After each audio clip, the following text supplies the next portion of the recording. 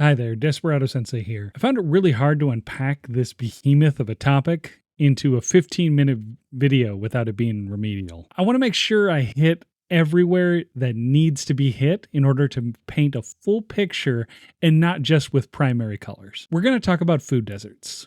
What are they? How are they formed? Who is affected?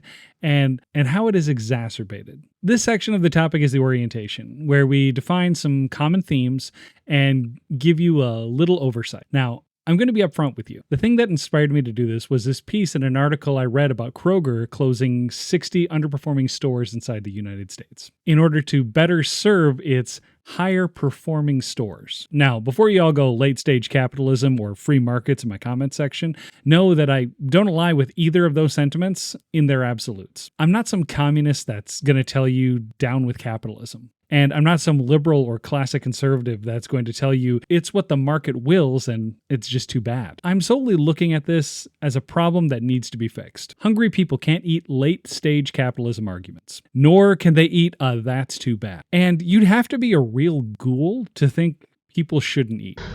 It rubs the lotion on its skin or else it gets the hose again. Anyway, here are a few things you should know before we get started. Now, first, redlining. Redlining is a black issue where... Oh, hold up, Despy.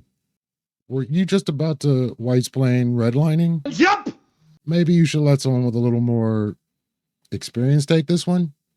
Thanks, Despy. Practice of redlining began based on sales practices regarding theories on race and property values in the early 1920s, then was solidified by the National Housing Act of 1934 on the heels of the New Deal, when the federal government involved themselves in the practice and establishment of the Federal Housing Administration. The underwriting manual of the FHA said that incompatible racial groups should not be permitted to live in the same communities. These practices were applied to the underwriting criteria for mortgages and made it that loans to Black people could not be insured. The intention of these practices was to provide housing to white middle and lower class families and exacerbate the racial segregation and urban decay. In 1935, the Federal Home Loan Bank Board looked at 239 cities to create a residential security map. And by security, I mean they carved the city in a scheme of A through D rankings, with A being outlined as green and desirable to lend, and red being designated too risky to loan to. Specifically, a threat to the stability of home value. Emphasis on home value. The implementation of red lines was so pronounced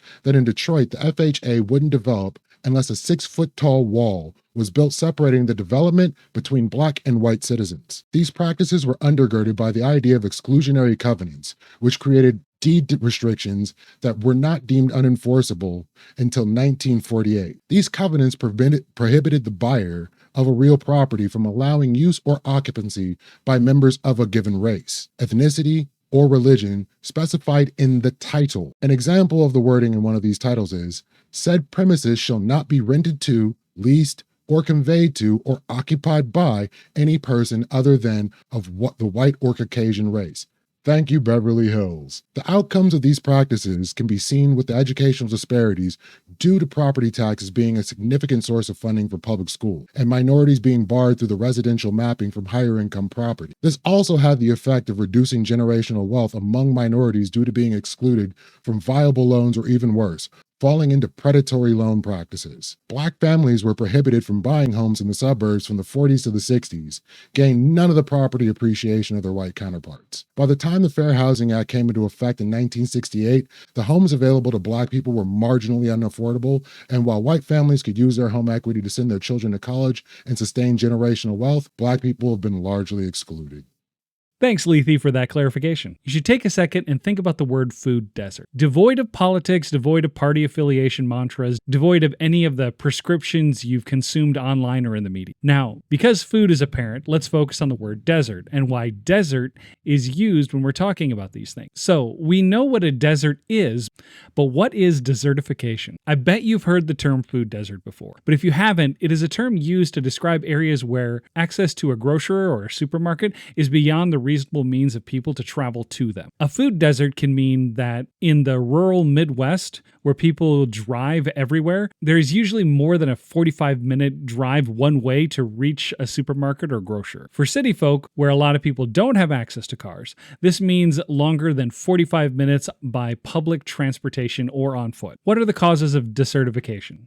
Land degradation has been ongoing for decades. Droughts, increasingly frequent extreme weather events caused by global warming, also amplify the situation and can lead to the depletion of nutrients from the soil and the inability of land to regrow plants, resulting in dry lands that currently cover about 40% of the globe. From the Mediterranean regions and the southwest parts of the United States to Asia and the Middle East.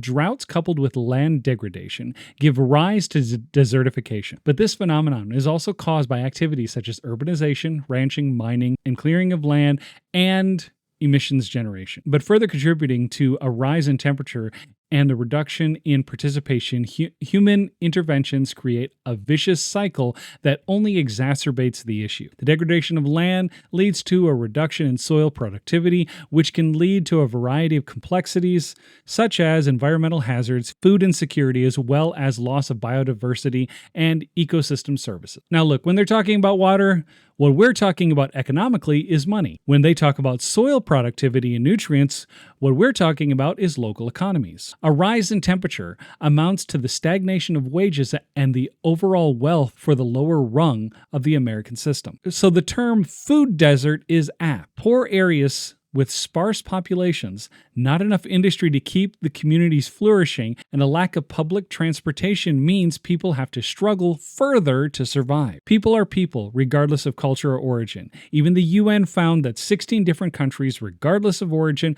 crime increases as poverty increases. Last, I want to talk about fiduciary responsibility as a means of explaining Kroger's closing mechanism and why. Fiduciary responsibility, in a nutshell, is how corporations maximize profits for their shareholders. Shareholders buy shares in a company and expect a return on that investment. They are usually fully devoid of any understanding of corporate operations and only care that number go up. Cha-ching, cha-ching, cha-chingery. Money, oh money, how I love thee. So when a quarter performs poorly, and there is, let's say, a 0.75% loss in profit, the shareholders expect the board of directors to cover that loss by any means necessary. You obviously didn't use your hydraulic mustard gauge. You think mustard grows from seeds? Oh, at this rate, I'll be broken 411 years! Which means things you already see. Wage reduction, hour reduction, no overtime pay, skeleton crews, layoffs followed by new hires working for less, reduced or approved paid time off, reduction or loss of benefit packages. All of these things contribute to a company reducing overhead costs to offset that minus 0.75% to keep the shareholders happy. Now on to the crux of the issue. The criticisms people have for people living in food deserts. 1. Why don't they just move? 2. Nobody wants to work anymore. And 3. Why are people overweight if there is no food? Interestingly, these are the titles of all the topics I'm going to tackle in upcoming episodes of this little mini-series. Stay tuned, and we'll see you there. Hi there, this is Desperado Sensei with FOFA News. We'd just like to remind you to like and subscribe for our content, and also follow us on Substack. Every now and then we write pieces that don't necessarily turn out to be videos, so check us out when you get a chance. Thank you. Bye.